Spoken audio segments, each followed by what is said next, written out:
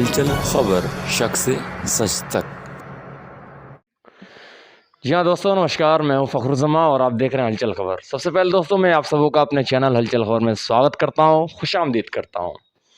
आइए, आज हमारे साथ हमारे ख़ास मेहमान अरविंद जायसवाल जी, जो कि रक्सौल नगर परिषद के वार्ड नंबर 21 के भावी प्रत्याशी हैं। आइए इनसे हम आपको मिलाते हैं। सबसे पहले सर, मैं आपका अपने चैनल में स्वागत करता हूँ। नमस्कार सर, आपके चैनल के माध्यम से मैं 21 वार्ड अपने वार्ड 21 नंबर वार्ड की जनता को धन्यवाद देना चाहता हूँ, शुभकामना देना चाहता हूँ और नए साल की हार्दिक शुभकामना भी देना चाहता हूँ। आने वाले नववर्ष की हार्दिक शुभकामना देना चाहता हूँ। बहुत बहुत धन्यवाद सर।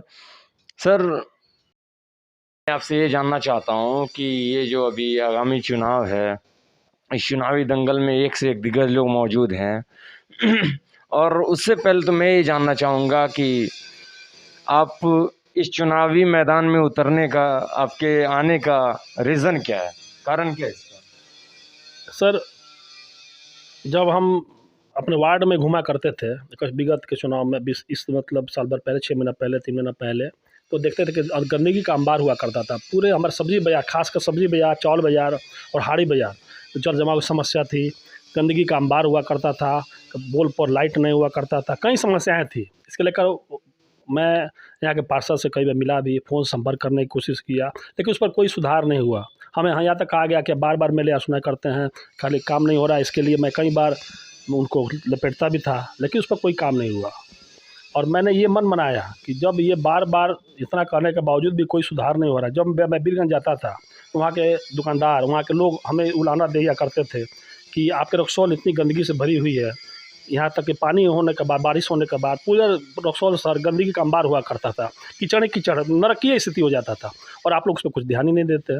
इसके लिए मैं कई बार वार्ड पार्षद से मिला भी, लोगों से कहा भी, लेकिन कोई सुधार नहीं हुआ। अंततः हमने सोचा कि इन लोग से कुछ होने जाने को नहीं है, मुझे खुद ही इसमें आना चाहिए। वार्ड नंबर 21 को अगर आदर्श वार्ड बनाना है तो मुझे खुद इसमें आना ही पड़ेगा। और मैंने फैसला किया कि अगर मैं जीता, यहाँ की जनता ने मुझे सहयोग किया, यहाँ के वार्ड जनता ने, कैसे वार्ड की जनता ने मुझे चुना, तो मैं आदर्श वार्ड की जो परिकल्पना है उसको मैं साकार करूँगा। मुझे पैसा से कोई मतलब नहीं है।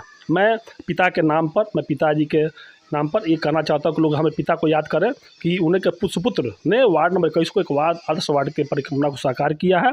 तब मैं अगले साल चुनाव में उन लोगों के पास जाऊँगा और उसे आगे के बारे में करूँगा। अगर मैं ये परिकल्पना नहीं कर पाया, आदर्श वार्ड की जो परिकल्पना मैं नहीं कर पाता हूँ, तो आगे चुनाव में मैं नहीं जाऊँगा जनता के सामने। ये मेरा दृढ़ विश्वास है और मैं दृढ़ संकल्प। आपके पिताजी का नाम क्या? मेरे पिताजी का नाम स्वर्गीय डॉक्टर पृथ्वी प्रसाद, जो इस केसरी कॉलेज में पूर्व प्राचार्य भी थे। और मैं उन्हीं के स्मृति में माता मंदिर के बगल में जो हनुमान मंदिर बना है, मैंने उन्हीं का स्मृति में बनवाया भी है। और मैं आध्यात्मिक और राजनीतिक दोनों कामों में दिलचस्पी भी है। मैं चाहता हूँ कि मैं अपने पिता के नाम पर 21 वार्ड को एक सुंदर वार्ड के रूप में मत चेंज अगर कर पाऊँ तो ये मेरे लिए सौभाग्य होगा। क्या जनता आपको चुनेगी? बिल्कुल चुनेगी सर। आप क्यों चुनेगी? सर, ऐसा है कि मैं पढ़ा लिखा इंसान हूँ। मैं 5 साल राजा नेशनल कॉलेज में मैंने पढ़ाया है, 6 साल मैंने माँ माया महिला कॉलेज बेतिया में भी पढ़ाया है।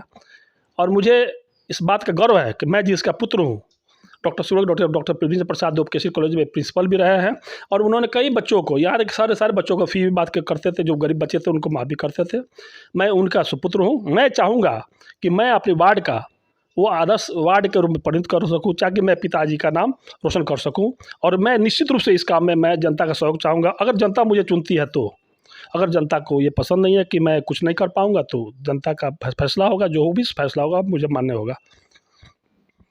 जी हाँ दोस्तों, तो ये हमारे साथ हमारे मेहमान अरविंद जायसवाल जी थे, जो कि आगामी चुनावी दंगल में और ये रक्सौल नगर परिषद के वार्ड नंबर 21 के भावी उम्मीदवार हैं।